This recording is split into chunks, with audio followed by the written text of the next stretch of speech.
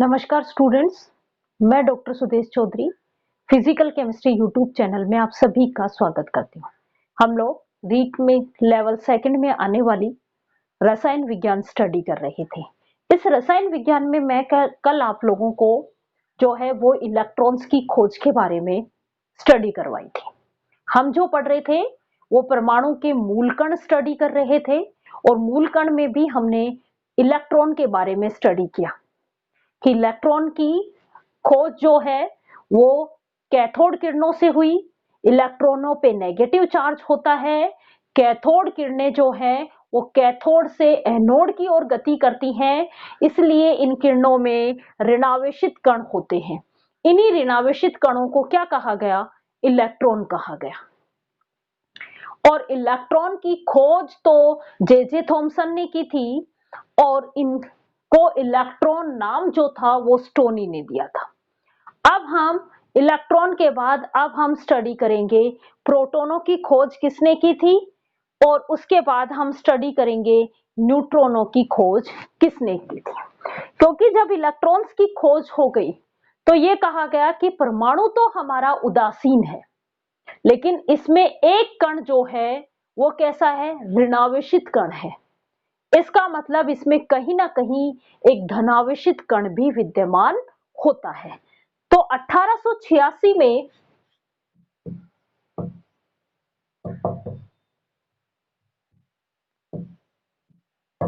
रसायन विज्ञान पढ़ रहे हैं। इस रसायन विज्ञान में भी हम स्टडी कर रहे हैं परमाणु के मूल कण।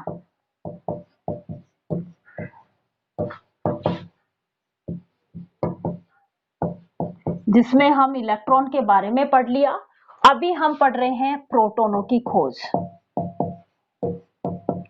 प्रोटॉन की खोज। प्रोटॉनों की खोज के बारे में क्यों सोचा? क्योंकि इलेक्ट्रॉनों की खोज हो चुकी थी। मींस परमाणु में एक जो आवेश है वो एक जो कण है वो ऋणावेशित कण है और परमाणु हमारा कैसा होता है? उदासीन होता है। उदासीन होता है। इसका मतलब इसमें एक कण जो है, एक कण ऋणावेशित है तो दूसरा कण क्या होगा? धनावेशित होगा ही होगा। इस ऋणावेश को उदासीन करने के लिए, क्योंकि परमाणु कैसा है? उदासीन है। इसके लिए 1886 में गोल्डस्टीन ने भी सेम वैसा ही एक्सपेरिमेंट किया था जैसा जे थॉमसन ने किया। क्या किया? 1886 में किसने किया? गोल्डस्टीन ने।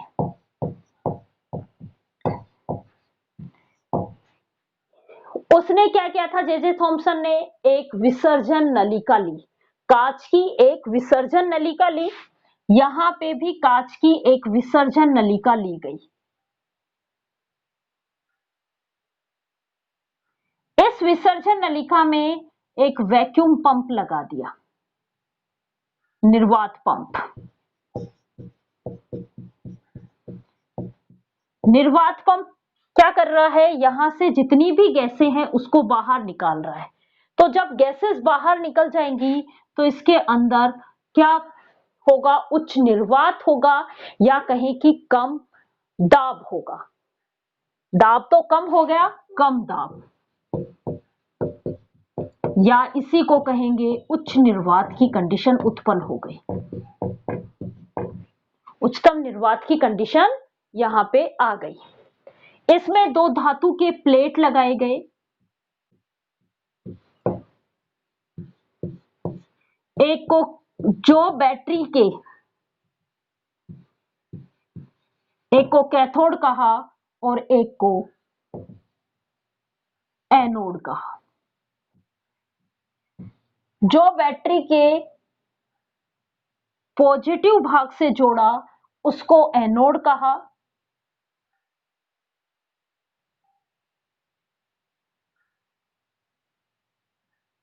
और जो बैटरी के नेगेटिव भाग से जोड़ा उसको कैथोड कहा। जो बैटरी के नेगेटिव भाग से जोड़ा उसको कैथोड कहा, जो बैटरी के पॉजिटिव भाग से जोड़ा उसको एनोड कहा। ये धातु के दो प्लेट थे।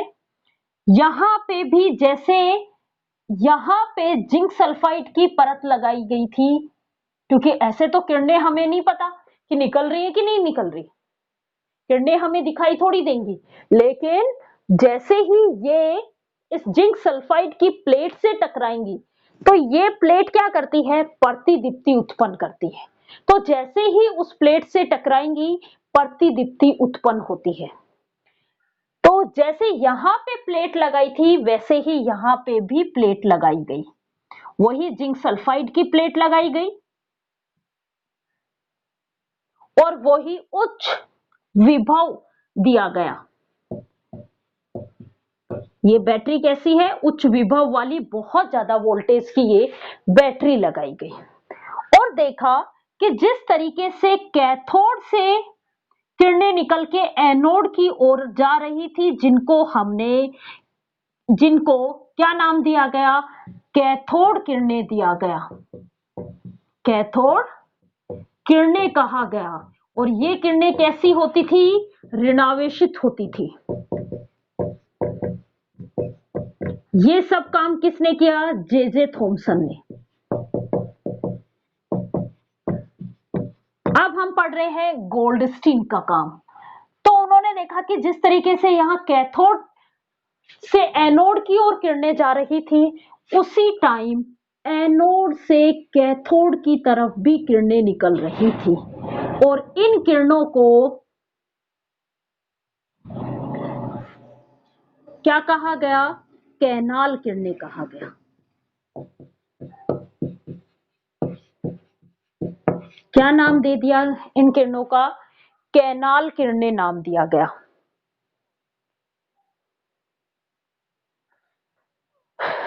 कैनाल किरणें कहा गया, या इन्हीं किरणों को धन किरणें कहा गया, या इन्हीं किरणों को, जैसे इनको कैथोड किरणें कहते हैं, ये किधर निकल रही है, एनोड से निकल रही हैं, ये एनोड से निकल रही है, इसलिए इन्हीं किरणों को एनोड किरणें भी कहा गया। अब एनोड से किरणें निकल के किसकी तरफ आ रही हैं, कैथोड की तरफ, और कैथोड पे कैसा चार्ज है, माइनस। मींस इन किरणों में कौन से कण होंगे, इन किरणों में धनावेशित कण उपस्थित होंगे, इसलिए इन किरणों को धन किरणें भी कहा गया। कौन से उपस्थित होंगे, धन आवेश उपस्थित होंगे, इसलिए इन किरणों को धन किरणें कहा गया। कैसा आवेश है इन पे, धन आवेश है। सेम वही चीज है, जैसे जो कैथोड किरणों की गुण होते हैं वो ही एनोड किरणों के भी गुण होते हैं। भाई ये भी क्या है, आवेशित किरणें, इसलिए ये भी विद्युत क्षेत्र और चुंबकीय क्षेत्र में विक्षेपित होंगी। इन किरणों को भी, ये किरणें भी क्या होंगी, पहला विद्युत क्षेत्र या चुंबकीय क्षेत्र में क्या होंगी, विक्षेपित होंगी,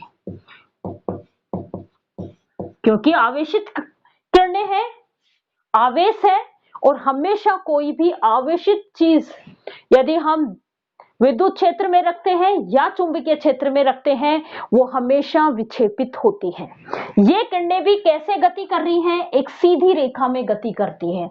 जैसे कैथोड किरणें एक सीधी रेखा में गति कर रही थी, वैसे ही एनोड किरणें भी क्या कर रही हैं, सीधी रेखा में गति कर रही हैं।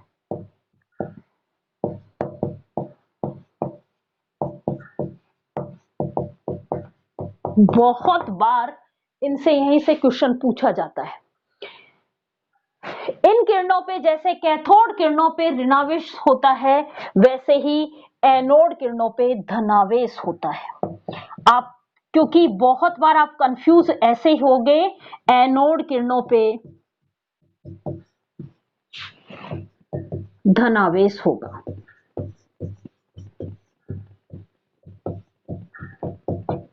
धनावेशित इन किरणों को क्या नाम दिया, प्रोटॉन कहा गया। रदरफोर्ड ने इन धनावेशित किरणों को ही क्या नाम दिया, प्रोटॉन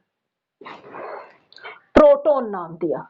इसकी खोज, एनोड किरणों की खोज तो गोल्डस्टीन ने की थी, और प्रोटॉन नाम जो दिया था वो किसने दिया था? रदरफोर्ड ने दिया था। प्रोटॉन नाम किसने दिया था? रदरफोर्ड ने नाम दिया था। ये बात आपको ध्यान रखना है कि रदरफोर्ड ने इनको प्रोटॉन नाम दिया था। कैथोड किरणों की खोज तो जे थॉमसन ने की थी, लेकिन इनको इलेक्ट्रॉन जो नाम दिया था वो स्टोनी ने दिया था। इन किरणों को, कैथोड किरणों को जो इलेक्ट्रॉन नाम दिया वो किसने दिया? स्टोनी ने दिया। और जो एनोड किरणों, जो धनावेशित किरणों को प्रोटॉन नाम दिया वो किसने दिया? रदरफोर्ड ने दिया। आपसे क्वेश्चन पूछ लिया जाए कि प्रोटॉनों की खोज किसने की? रदरफोर्ड ने की। प्रोटॉनों की खोज कौन सी किरणों से हुई? एनोड किरणों से हुई।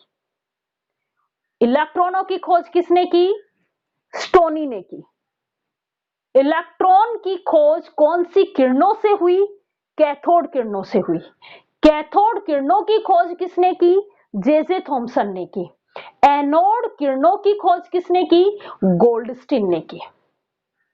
क्लियर यहां तक? अब इन पे बहुत बार चार्ज भी पूछ लिया जाता है। जिस तरीके से इलेक्ट्रॉन पे ऋणावेश होता है, जिसको हम यूनिटी ऋणावेश कहते हैं, -1, वैसे ही प्रोटोनों पे भी -1 चार्ज होता है, +1 चार्ज होता है। इलेक्ट्रॉनों पे -1 आवेश होता है, जबकि प्रोटोनों पे +1 आवेश होता है। आवेश +1। यदि हम यूनिटी की फॉर्म में लिखेंगे तो +1 लिखेंगे, नहीं तो हम इसकी वैल्यू लिखेंगे 1.6 इंटू 10⁻⁻19 कूलाम, जैसे हमने उसका लिखा था। एक्चुअल आवेश जो होता है 1.6 इंटू 10⁻⁻19 कूलाम प्लस का, ये आपको याद रखना है। क्लियर? उसके बाद प्रोटॉनों का द्रव्यमान भी आपको याद रखना है। प्रोटॉनों का द्रव्यमान जो होता है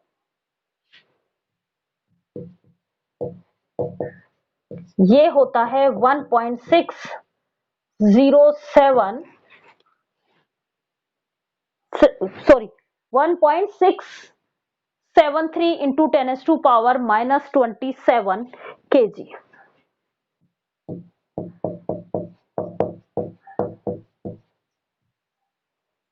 और ये जो द्रव्यमान होता है ये हाइड्रोजन के द्रव्यमान के इक्वल होता है। हाइड्रोजन के द्रव्यमान के बराबर होता है। अब कल की क्लास में मैंने ये लिखवाया था कि इलेक्ट्रॉनों का जो द्रव्यमान होता है वो हाइड्रोजन के द्रव्यमान का 1/1837वां भाग होता है। तो आपसे ये पूछ लिया जाए कि प्रोटॉनों का द्रव्यमान, इलेक्ट्रॉनों का द्रव्यमान प्रोटॉनों में कितना भाग होता है, तो आपको याद रखना है कि इलेक्ट्रॉनों का द्रव्यमान 1/1837वां भाग होता है किसका? प्रोटॉन का। और यदि उल्टा पूछ लिया जाए कि प्रोटॉनों का द्रव्यमान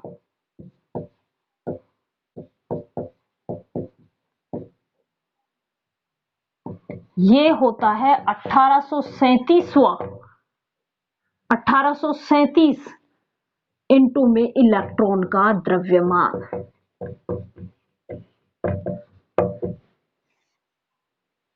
पूछ लिया जाए कि प्रोटॉनों का द्रव्यमान किसके बराबर होता है? हाइड्रोजन के द्रव्यमान के बराबर होता है। प्रोटॉन जो है वो परमाणु के द्रव्यमान में अपना हिस्सा देते हैं, कंट्रीब्यूशन देते हैं। क्या है? प्रोटॉन परमाणु के द्रव्यमान में भाग लेते हैं, जबकि इलेक्ट्रॉन्स जो है वो परमाणु के द्रव्यमान में भाग नहीं लेते हैं, क्योंकि इलेक्ट्रॉनों का जो द्रव्यमान था वो 9 × 10⁻⁻31। जब मैं इसको नीचे 31 मीन्स 0000 लगाऊंगी तो वो ऑलमोस्ट 0 के इक्वल ही होता है। तो प्रोटॉनों का द्रव्यमान ज्यादा होता है, इसलिए ये प्रोटॉनों का द्रव्यमान जो है वो परमाणु के द्रव्यमान में भाग लेता है। क्लियर? अब हम लास्ट वाला करते हैं।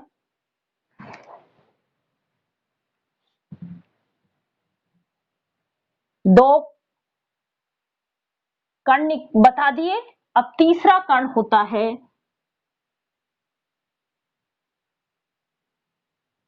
न्यूट्रॉन। तीसरा कण है न्यूट्रॉन।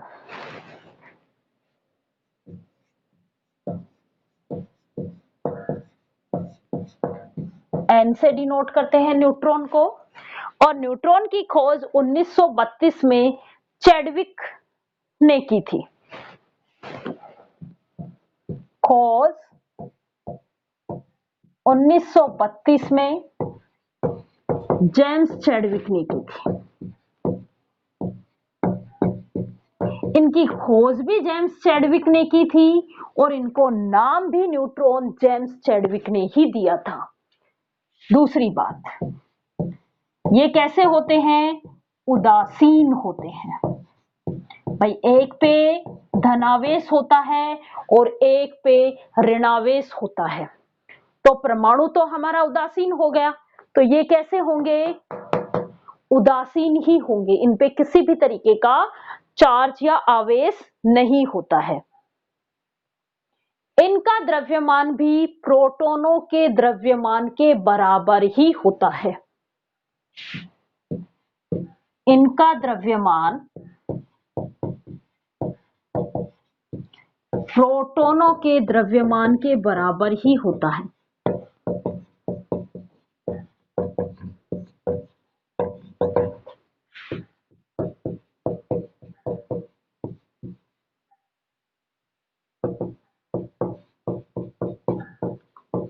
प्रोटॉनों के द्रव्यमान के बराबर होगा तो न्यूट्रॉन भी परमाणु के द्रव्यमान में भाग लेते हैं।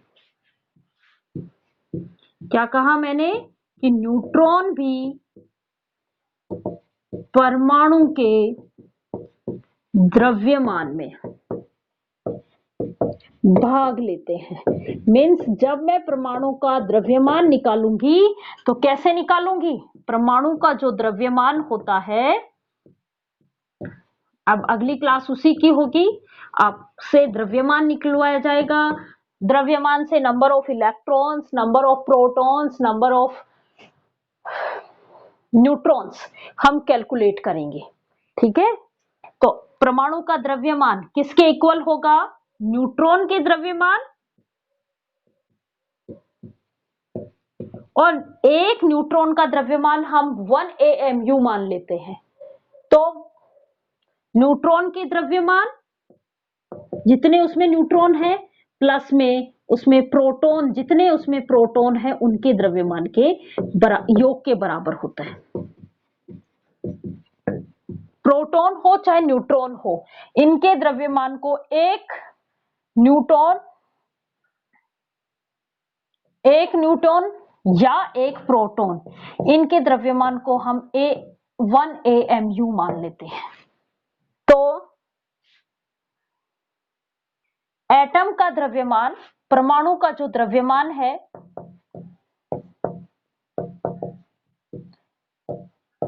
वो होगा न्यूट्रॉन के नंबर प्लस में प्रोटॉन के नंबर। न्यूट्रॉन जितने उसमें न्यूट्रॉन है और जितने उसमें प्रोटॉन है, उनके इक्वल होगा। अब हम बात करें हाइड्रोजन की। हाइड्रोजन में केवल H वाले की, आगे हम इसके समस्थानिक भी पढ़ेंगे, मैं केवल H हाइड्रोजन की बात कर रही हूं। हाइड्रोजन का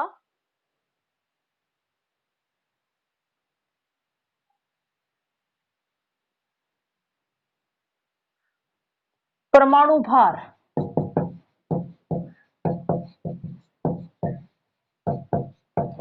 एक होता है। हाइड्रोजन का परमाणु भार एक होता है। इसका मतलब इस हाइड्रोजन में केवल और केवल प्रोटॉन है, न्यूट्रॉन नहीं है, क्योंकि इसका परमाणु भार भी एक होता है और परमाणु संख्या भी एक होती है। जितनी परमाणु संख्या होती है उतने ही इलेक्ट्रॉन होते हैं। मीन्स इसमें कितने इलेक्ट्रॉन हैं? हाइड्रोजन में एक इलेक्ट्रॉन है। अब एक इलेक्ट्रॉन होगा तो ये जो परमाणु भार है, ऐसा तो हो नहीं सकता कि ये न्यूट्रॉन का हो। यदि न्यूट्रॉन का हुआ तो ये हाइड्रोजन ऋणावेशित हो जाएगा, इसमें प्रोटॉन नहीं हुआ। तो इस परमाणु को क्या बनाने के लिए? उदासीन बनाने के लिए। या आप याद रख लो कि किसी भी परमाणु में जितने इलेक्ट्रॉन होते हैं उतने ही उसमें क्या होते हैं? प्रोटॉन होते हैं। मीन्स हमेशा इलेक्ट्रॉन और प्रोटॉन का नंबर क्या होता है? सेम होता है। केवल और केवल इन पे आवेश का साइन चेंज होता है। इस पे आवेश जो है वो माइनस होता है, ऋणावेश होता है, और इस पे धनावेश होता है। तो हाइड्रोजन में एक इलेक्ट्रॉन होगा तो हाइड्रोजन में एक ही प्रोटॉन होगा। तो आपसे ये पूछा जाए कि ऐसा कौन सा परमाणु है या ऐसा हाइड्रोजन का कौन सा समस्थानिक है जिसमें न्यूट्रॉन नहीं होते हैं, तो आप क्या बताओगे? Hydrogen H, 1H, 1H1। इसमें केवल एक इलेक्ट्रॉन है और एक प्रोटॉन है, न्यूट्रॉन नहीं होता है। क्लियर यहां तक? अब हम अगली क्लास में जो है वो हम इन तत्वों में इलेक्ट्रॉन्स निकालना सीखेंगे, प्रोटॉन निकालना सीखेंगे और न्यूट्रॉन निकालना सीखेंगे। जब ये निकालना आ जाएगा तो अब हम फिर उसके बाद बहुत सारे समस्थानिक, जैसे समस्थानिक किसे कहते हैं, आइसो इलेक्ट्रॉनिक किसे कहा जाता है, ये सब चीजें हम एक एक करके स्टडी करेंगे। Thank you.